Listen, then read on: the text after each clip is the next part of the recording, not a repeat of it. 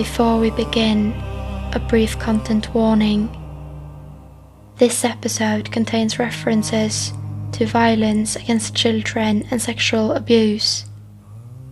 Some of the details may be distressing for certain listeners. Please take care of yourself.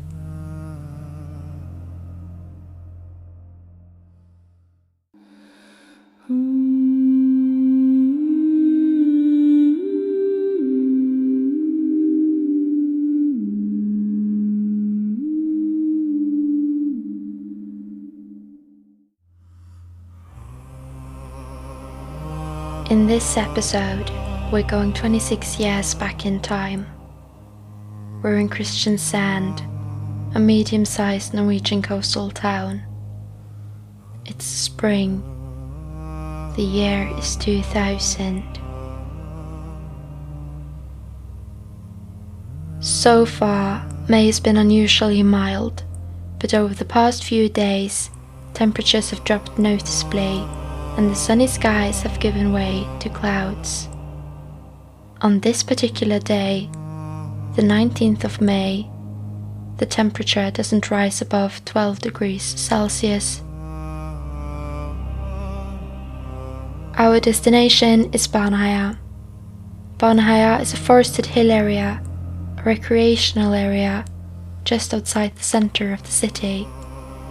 The area, which once supplied water to the city's industry, is now made up of walking trails, and the old dams have been turned into popular swimming spots. Just a few days earlier, Baneheia was packed with people out for walks or swimming in the warm weather, but the sudden change in temperature is clearly visible. Today, the place is almost deserted. A few people here and there, but nothing like the crowds from earlier in the week. Two of the people heading up there this evening are 8-year-old Stine Sofie Sørstrønen and 10-year-old Lina Sløgedal Paulsen. From here on, I'll refer to them as Sophie and Lina, as that's easier. The girls are going up to the jetty at the third stamp to swim. They don't plan to stay long. It's already 6:30, and they're hoping to go roller skating later when they're back home. The girls come from separated families and are spending the weekend with their fathers in Grim, which is the name of the neighborhood their fathers live in. Lina is staying the night at Sophie's, as her father is going away to a cabin. The two girls are close friends. Sophie looks up to Lina, who's 2 years older, and she especially enjoys visiting her dad because it means she gets to spend time with her friend. They often play together when they're both there. When the girls ask if they can go for a swim, Sophie's father says yes. The neighborhood, Baneheia, and the city in general are seen as safe places for children to explore on their own. The girls are also confident swimmers, so there's no reason to worry. He doesn't think much of it. They pack swimsuits, towels, and a bottle of fizzy drink in a bag and head out to the water. On the way, they pass a woman out for a walk. Soon after they arrive at the swimming spot, two older boys show up. What we know now is that these two were university students who had just finished a workout and had come to cool off with a quick dip. And what we also know now, though no one knew it then, is that these two young men would be the last to see the girls alive. Because this evening, which was meant to be filled with fun play and a sleepover, would turn out to be anything but that. As the minutes pass and the girls still haven't come home, Sophie's father starts to feel a bit uneasy. They were only meant to go for a quick swim, and they had other plans for the evening too, so it seems strange that they've been gone for this long. By the time it's nearing 7:45, and they've been out for well over an hour, he decides to go out and look for them. He's not overly worried. He just assumes they might have bumped into someone or come across something interesting and lost track of time. He walks the usual route to the swimming spot, but doesn't see them along the way. When he arrives, the jetty is empty, not a single person in sight. He figures they must have taken a different route home and that they've missed each other, so he heads back to check. But the girls aren't at home either. Now he starts to feel a bit more concerned. He assumes there's somewhere nearby, maybe on one of the other paths, so he jumps on his bike and sets off again. He cycles around, searching for hours. With every road he travels down without seeing a trace of them, with every minute that passes without them showing up at home, his worry grows. He lets the other parents know that he can't find the girls and eventually contacts the police to report them missing. When he makes the call, it's 10 at night.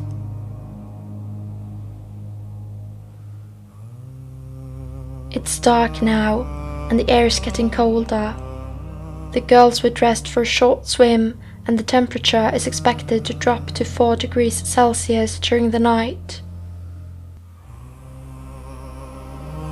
Lena's father returns from his trip and joins the search. By now, a deeper fear is starting to take hold. What if the girls have gotten lost in the woods up there? What if they're stuck somewhere or hurt and need help? Still, no one is imagining just how brutal reality could be. The parents and the police assume the girls have simply gone off course. And even though the parents are worried, their concern is fueled by a hope of finding their daughters safe and sound. No one is thinking yet that something criminal might have happened.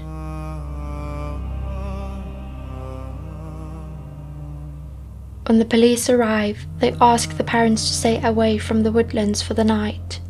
The plan is to search the area using dogs, and they don't want the dogs to be distracted by familiar scents from the families. The search continues throughout the night, but neither the girls nor any trace of them is found. By the time the clock reaches 5 on Saturday morning, and the girls have been gone for an entire night, the fathers can no longer sit and wait. Along with Sophie's 12-year-old brother, who is also staying with his dad for the weekend, they head out to join the search. They actually find something, a fizzy drink bottle, the same kind the girls had taken with them the evening before. It's found not far from the swimming spot. They believe there's a good chance it belonged to the girls, so they hand it over to the police. As Saturday unfolds, a large-scale search operation is launched. The police set up a command post in the area, and Red Cross teams from across the region are brought in. They are divided into search groups, combing the surrounding wooden areas. They move in line, shoulder to shoulder with 3-meter gaps, scanning the ground carefully. Time passes. By the time the clock reaches 4:30, there are still no new signs of the girls. No clues. Nothing to explain what might have happened. News that the girls are missing reaches the media. The parents begin calling around, asking friends and neighbors if they've seen the girls, or if they have any idea what they might be, but no one has. The news spread quickly. The entire city is following the case. It's as if the whole town is holding its breath, as if everything is on pause, because 2 young girls are missing and no one knows where they are or what happened to them. Even more hours pass. The longer the girls are gone, the darker the thoughts become. With every hour, the chances of finding them safe and sound grow smaller. The parents are growing more and more desperate. Where are the girls? And why isn't anyone finding them?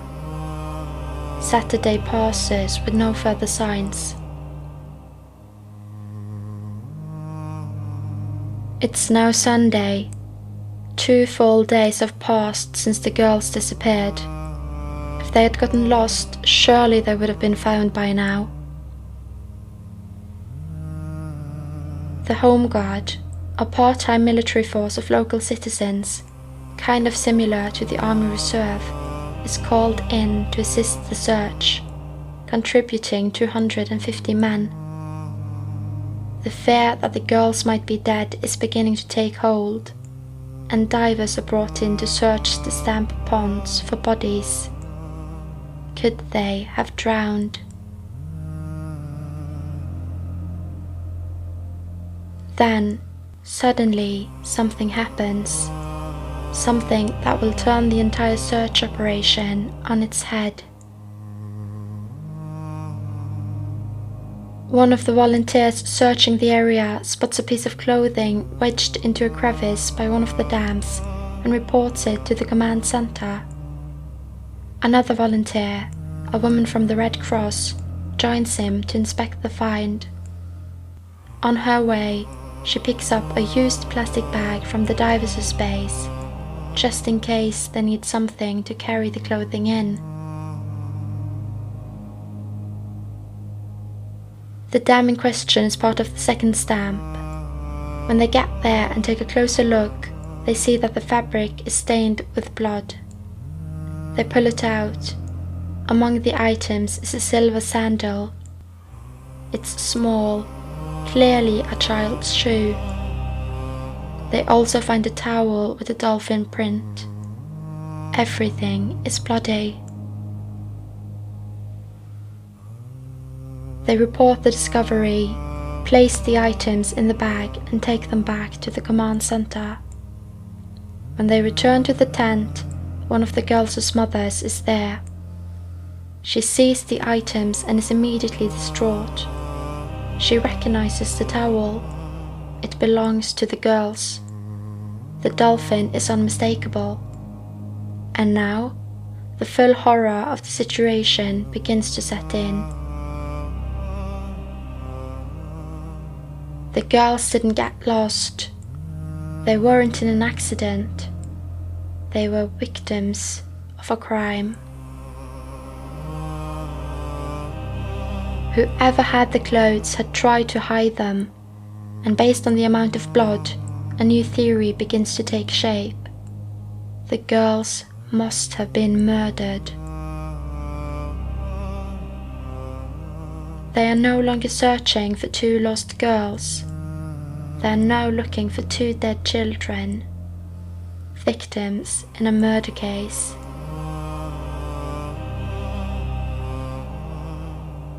From this point on, I'll be referring to the girls as the younger girl and the older girl. Although I've already mentioned their names, I'm making this change because the details that follow are brutal and disturbing. I want the girls to be remembered as the lively, loved and joyful children they were, not simply as victims. From here, the story shifts focus from the girls and their families to the case itself, the suspects, the witnesses and the investigation. I want to stress that what these girls and their families went through is unimaginable. This case is part of their story, but it's not their whole story. There was so much more. I encourage everyone to visit the website for Sophie's Foundation, set up by Sophie's mother, Ada Sophie, together with a woman named Bergseth.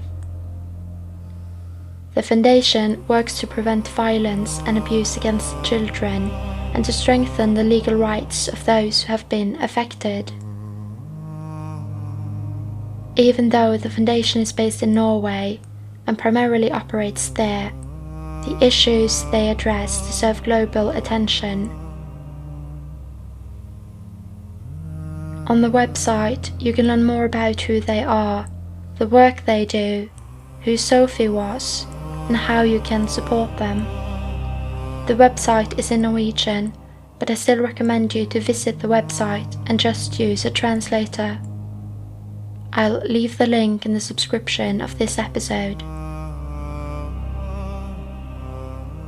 But now, let's return to the case. Clothing belonging to the girls has now been found hidden by a dam, stained with blood. One of the mothers has identified the towel. Reality sets in like a grey fog as the families and the search teams come to terms with what this means. At 4:30 p.m, the police radio the home guard and report the find. They're instructed to go to the site, secure the area and wait for investigators to arrive. One of them, the leader of the home guard unit, finds it increasingly difficult to just stand and wait. He begins walking around the surrounding area. A short distance away, he notices several cut branches. Something about them looks out of place. He moves closer. There, he sees a pile of branches and begins lifting a few of them. And what he sees is something so horrific it's hard to imagine. What he finds are both of the girls dead. The time has just passed 8:30 in the evening when he radios in the discovery to the police. News of the discovery spreads quickly. The girls have been found, and they're dead. Not just dead, they're murdered. The city, which has been holding its breath, is now in shock. Headlines read, "What sick monster could do this?" A city that had always felt safe no longer does. People in the local community are deeply affected. Baneheia, once a point of pride for the city, will from this day on and for a long time to come, even up until today, become a symbol of fear and sorrow. Residents suddenly hesitate to let their children out alone. And it doesn't take long before more details emerge. The girls weren't only killed, but also sexually assaulted. Someone has raped and murdered 2 young girls. Who could do something like that?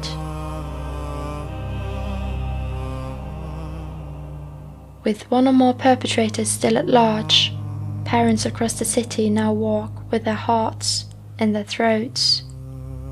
There's an unease in the air, as if people are constantly looking over their shoulders, terrified that whoever did this might strike again. The city asks, are our children safe?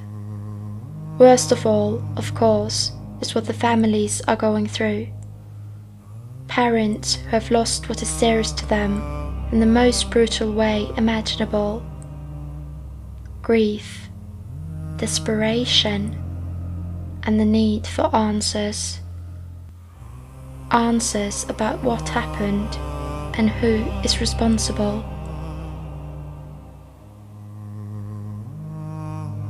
The police wait for crime scene investigators from Kripos, Norway's National Criminal Investigations Unit, to arrive. But in the meantime, they're faced with a problem. What if it rains? With an outdoor crime scene, collecting and preserving evidence is already challenging, and if it rains, they risk losing critical evidence. They need a quick solution. They end up covering the girls and the surrounding area with a tarpaulin, just to protect the scene until Kripos arrives. But it's Sunday. Shops are closed. The police don't have unused tarpaulins on hand, so the one they end up using is a private tarpaulin from one of the officers' garages. One that he's used multiple times before. The thinking is simple. Anything is better than letting the rain wash away the evidence. The crime scene is just beyond the place where the girls were found. We know this because the ground in that area is also covered in blood. A lot of it. And while outdoor crime scenes can be hard to protect, they're also nearly impossible for perpetrators to fully clean up. That too will help the investigation gain momentum. Both the site where the crimes occurred and the location where the girls were found are brutal. Everything is covered in blood. The girls are wearing each other's clothes, which is noticeable as they're not the same size. They've been there for 2 days. They're cold, lifeless. It's a disturbing sight, and the story behind it horrific. Kripos arrives to support the local police. The crime scene examination will become the foundation for the entire case. The girls are transported out of the woods and taken for autopsy. The forest floor is also removed in sections. Forensic teams sift through the soil with tweezers, searching for hairs, fibers, and other clues. The autopsy reveals the horrifying core of the case. Both girls had been killed with a knife, and both had been sexually assaulted. The older girl had been stabbed 3 times, the younger one only once. The police searched the area for the murder weapon, as it's common for perpetrators to hide it nearby, but they find nothing. When they realize they should check the local rubbish bins, it's already too late. They've been emptied. They do get access to the collected waste from the area, and in it, they find the bag that the girls had brought with them. But the waste wasn't labeled. They don't know which bin the bag came from. They assume it was thrown away by the perpetrator, but they're too late to trace exactly where it came from.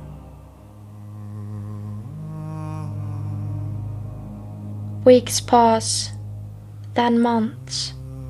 No one is arrested. The families get no answers. The children of the city don't feel safe. They don't play outside alone anymore. People are scared. The city still silent. Baneheia empty. The place carries the weight of what happened there. One or more perpetrators are likely still walking free. The police choose to withhold information, which puts pressure on the investigation and leads to widespread speculation. They investigate a known hangout place for drug users nearby. They also look into patients from a local psychiatric hospital. Meanwhile, the media pushes hard, running headlines speculating about a feared serial killer, especially after 2 other people are shot and killed in the city just months after the girls were murdered. The pressure to make an arrest is mounting, but the police are waiting for strong enough evidence. In August, they announce that a hair has been found, one they hope might link the perpetrator to the crime scene. It's been sent off for testing, and they believe it likely belongs to the killer. It's been nearly 4 months since the girls were murdered, and no one has been arrested. But then